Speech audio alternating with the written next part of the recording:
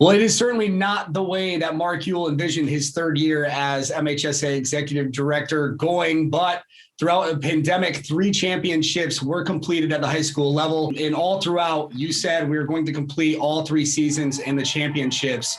And a lot of people disagreed with you and didn't think it was possible.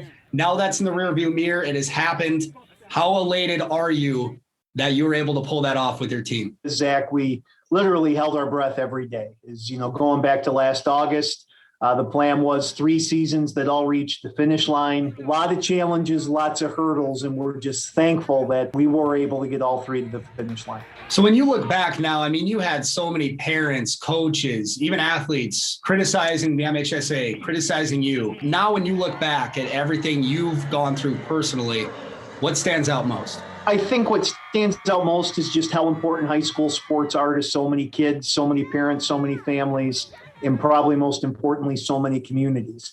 It's the day that we live in that whenever something you don't agree with, you got to blame somebody. I think that's really been brought on by social media. Personally, I've grown incredibly thick-skinned. Being a 20-year college baseball umpire did that. So, personally, you just keep moving forward. And I think some of the criticism, too, was by a lot of people that had nowhere near all the facts. So many different pauses in all these different seasons. It was start for 2 weeks and then pause and then get back started. Did you ever waver on your thought of 3 championships? There were certainly some times of doubt. We were so close with fall sports in November with 3 weeks to go in football, 1 week to go in volleyball, and 1 day to go in girls swimming and diving. And, those ultimately got delayed for 2 months. Really from the start, Zach, I was most concerned about winter sports. Winter really had to be the most patient. Things got delayed.